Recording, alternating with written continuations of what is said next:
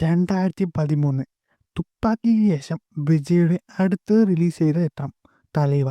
തലൈവയ്ക്ക് എന്താണ് സംഭവിച്ചത്? നമുക്ക് ഡീറ്റെയിൽ ഒന്ന് അനലൈസ് ചെയ്ത് നോക്കാം.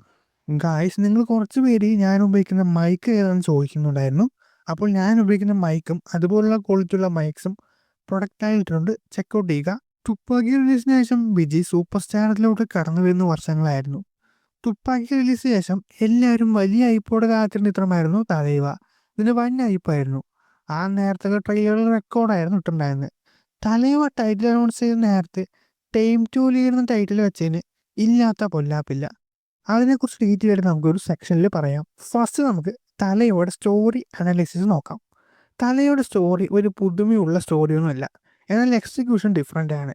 എന്നാൽ സ്റ്റോറി എന്നത് പോപ്പുലർ ഡാൻസറായ ഒരു ഹീറോയിൻ്റെ അടുത്തേക്ക് നായിക ആൾമാറാട്ടം നടത്തി വന്ന് ഹീറോയുടെ അച്ഛനെ കണ്ടുപിടിക്കാൻ പ്രേരിപ്പിക്കുന്നു. ഫാദർ വലിയൊരു ഗാങ്സ്റ്റർ ആയിരിക്കും. പോലീസിൽ നിന്ന് ഒളിവിൽ താമസിക്കുന്ന ഒരു ഗാങ്സ്റ്റർ. നായകനെ ഗണിയാക്കിയാണ് നായികയുടെ പോലീസ് ടീം നായകൻ്റെ അച്ഛനെ പിടിക്കുന്നത്. എന്നാൽ അച്ഛനെ കൊണ്ടുപോകുന്ന വഴിക്ക് ബസ് പൊട്ടിത്തെറിച്ച് ഫാദർ മരിക്കുന്നു. അതിനുശേഷം സാധുവായ മകൻ അച്ഛനെ സ്ഥാനം ഏറ്റെടുക്കുമ്പോൾ ഉണ്ടാകുന്ന പ്രശ്നങ്ങളാണ് ഇതിൻ്റെ വൺ ലൈൻ. ഇതിൻ്റെ എക്സിക്യൂഷനൊക്കെ വളരെ നൈസാണ്. ഒരു റൊമാൻറ്റിക് ഫീൽ ഗുഡ് വൈബിൽ തുടങ്ങുന്ന ഒരു തുടക്കം ആണ് ഈ പടത്തിന്. അതിനുശേഷം വളരെ പതുക്കെ ബിൽഡ് ചെയ്ത് കൊണ്ടുവരുന്ന സ്ക്രീൻ പ്ലേയും പെട്ടെന്നുണ്ടായ ജേണൽ ഷിഫ്റ്റും അതിഗംഭീരമാണ് എന്ന് നമുക്ക് പറയേണ്ട ഒന്നാണ്. ഓഡിയൻസിന് എന്ത് സംഭവിക്കുമെന്നുള്ളൊരു ഡെപ്തായ സ്ക്രീൻ പ്ലേ പടത്തിലുണ്ട്. ഒരുപാട് ഹൈ മൂമെൻറ്റ്സ് വരുന്ന സീൻസും ഈ പടത്തിലുണ്ട്. ഇതിന് ടൈറ്റിൽ കാർഡ് എഴുതി കാണിക്കുന്നതിന് മുമ്പ് കാണിക്കുന്ന സത്യരാജൻ്റെ സീക്വൻസൊക്കെ അടിപൊളിയായിരുന്നു. അതിനുശേഷമാണ് ടൈറ്റിൽ കാർഡ് എഴുതി കാണിക്കുന്നത്. വൻ അടിപൊളിയായിരുന്നു. പിന്നെ നായകനും കണ്ടുമുട്ടുന്ന തൊട്ടുള്ള കെമിസ്ട്രി ഒക്കെ നല്ല സീൻസാണ്. അതുപോലെ സത്യരാജിനെ പോലീസ് പിടിക്കുന്ന സീനും അതിനുശേഷം വരുന്ന വിജയുടെ ആ പടത്തിൽ ഫസ്റ്റായിട്ട് വരുന്ന ഒരു ലോങ് ഫൈറ്റ് സീക്വൻസ് ഒക്കെ ഉണ്ട്, കിഡുമായിരുന്നു. പിന്നെ പോലീസ് സ്റ്റേഷനിൽ വെച്ച് വിജയ് തിരിച്ചു വരുന്ന സീക്വൻസ് ഒക്കെ ഉണ്ട്, പോലീസ് സാധനമാണ്. അങ്ങനെ ഒരുപാട് ഐ മൂവ്മെൻറ്റ്സ് ഉള്ള ഒരു സ്റ്റോറി സ്ക്രീൻ പ്ലേ ആണ് ഈ പടത്തിൽ ഡയറക്ടർ ഒരുക്കി വെച്ചിരിക്കുന്നത്. നെക്സ്റ്റ് സെക്ഷൻ ഈ പടത്തിലെ ക്യാരക്ടർ അനലൈസിസ്. ഒരുപാട് ഡെപ്ത് കൂടിയ ക്യാരക്ടേഴ്സാണ് ഈ പടത്തിലുള്ളത്. വിജിയുടെ ക്യാരക്ടർ തന്നെ നല്ല പെർഫോമൻസ് ആയിരുന്നു. രണ്ട് രീതിയിലുള്ള ക്യാരക്ടറാണ് ഈ പടത്തിൽ വിജയ് ചെയ്തിരിക്കുന്നത്. ഫസ്റ്റ് കുറച്ച് ഫണ്ണായിട്ടുള്ളൊരു മോഡും സെക്കൻഡ് വളരെ സീരിയസ് ആയിട്ടുള്ളൊരു മോഡും. രണ്ടും നല്ല രീതിയിൽ തന്നെ വർക്കായിട്ടുണ്ട്. ഈ ക്യാരക്ടറിൻ്റെ റൈറ്റിങ്ങും പെർഫോമൻസും പീക്ക് എന്ന് നമുക്കതിനെ പറയാൻ പറ്റും. വിജയുടെ അച്ഛനായി ഒരു സത്യരാജൻ്റെ ക്യാരക്ടറും കിടുവായിരുന്നു. നല്ലൊരു പെർഫോമൻസ് ആണ്. ഒരുപാട് ക്യാരക്ടർ സ്റ്റോറി കാണിക്കാതെ തന്നെ ഈസിയായി ക്യാരക്ടറായിട്ട് കണക്ട് ആകാൻ പറ്റുന്ന രീതിയിലുള്ള റൈറ്റിംഗ് ആണുള്ളത്. കോമഡിയായിട്ട് വരുന്ന സാധനവും വിജയായിട്ട് നല്ലൊരു കോംബോ മാച്ചിങ്ങും നല്ലൊരു സ്ക്രീൻ പേസും ഉള്ളൊരു ക്യാരക്ടറാണ് അതിൽ വന്നിരിക്കുന്നത്. നല്ല അത്യാവശ്യം കിടുക തന്നെയായിരുന്നു സാധാരണ ക്യാരക്ടറും. നായികയായിട്ട് വരുന്ന Amala Paul first half is very nice, പക്ഷെ സെക്കൻഡ് ഹാഫ് വെറും ഡെമ്മി ആയിരുന്നു. നായികനാട്ടിലും ഈ പടത്തിൽ കൂടുതൽ ക്യാരക്ടർ കണക്ട് കിട്ടിയത് രാഗിനി നന്ദയുടെ ക്യാരക്ടറായിരുന്നു. പക്ഷെ ഒരുപക്ഷെ നായികയെക്കാളും കിടു പേരായിരുന്നു വിജയ്ക്ക്. പടം കാണുമ്പോൾ ഇവർ ഒന്നിച്ചൂടെ എന്ന് തോന്നിപ്പിക്കുന്ന തരത്തിലുള്ള ക്യാരക്ടറാണ് ഇതിലെ വില്ലൻ ക്യാരക്ടർ ആയാലും വിജയുടെ കൂടെ നിൽക്കുന്ന ചതിയൻ ക്യാരക്ടർ ആയാലും തലയുടെ മൊത്തം ആ ഗ്യാങ് ആയാലും ഡീസൻറ്റ് ടു ഗുഡ് ക്യാരക്ടേഴ്സാണ്. വലിയ നെഗറ്റീവ് അറിയാവുന്ന ഇതിൽ ക്യാരക്ടേഴ്സ് ഇല്ല. അമല പോളിൻ്റെ സെക്കൻഡ് ഹാഫ് ക്യാരക്ടർ ഒഴിച്ച് ബാക്കിയെല്ലാം തന്നെ കിടു തന്നെയാണ്. നെക്സ്റ്റ് ഇതിൻ്റെ songs music analysis. G V Prakash പറഞ്ഞ ഒരു രക്ഷയില്ലാത്ത മ്യൂസിക് ഡയറക്ടറാണ്. ഇതിലെ പാട്ടുകളും ബീജമൊക്കെ എന്ന ഐറ്റമാണ്.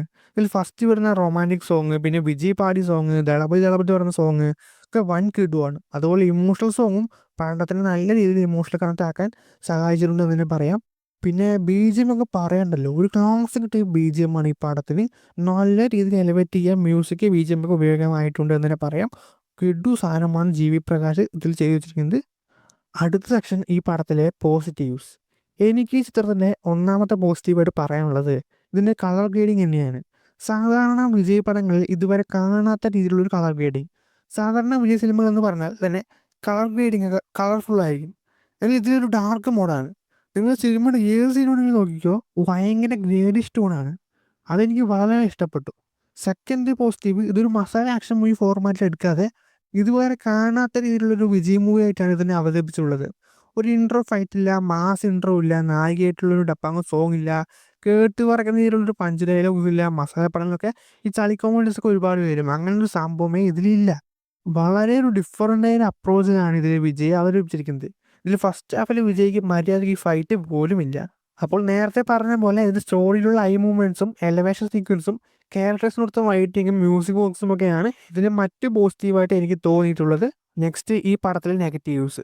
വലിയ നെഗറ്റീവ് അറിയാൻ പടത്തിലില്ല. പക്ഷെ എനിക്ക് തോന്നിയ കാര്യം പറയുകയാണെങ്കിൽ സിനിമയുടെ റൺ ടൈമാണ് ഒന്ന് ചുരുക്കിയിരുന്നെങ്കിൽ കുറച്ചും കൂടി ബെറ്റർ ആക്കായിരുന്നു. സെക്കൻഡ് ഹാഫ് കുറച്ച് വലിപ്പിക്കലുണ്ട് ഈ പടത്തിൽ, അതൊന്നും ചുരുക്കിയിരുന്നെങ്കിൽ ഒന്നും കൂടി ബെറ്റർ ആകുമെന്നാണ് എനിക്ക് തോന്നുന്നത്. അതുകൊണ്ട് റൺ ടൈം എനിക്ക് നെഗറ്റീവ് തോന്നി. അതുപോലെ റിപ്പീറ്റ് വാല്യൂ വന്നത് ഈ പടത്തിൽ തീരെ ഇല്ല. ഒരു വട്ടം കാണാവുന്ന തരത്തിലുള്ളതേ ഉള്ളൂ. വിജയുടെ മറ്റു പടങ്ങൾ പോലെ ഉള്ളൊരു റിപ്പീറ്റ് മാച്ച് ഈ പടത്തിലില്ല. അതുപോലെ തന്നെ ക്ലൈമാക്സ് വരുന്ന ഫൈറ്റ് സീനും കുറച്ചും കൂടി നന്നാക്കാമായിരുന്നു. ഇതൊക്കെയാണ് എനിക്ക് നെഗറ്റീവായിട്ട് തോന്നിയത്. ഇനി ലാസ്റ്റ് ആയിട്ടുള്ള സെക്ഷൻ ഇതിൻ്റെ box office analyse, hit or flop.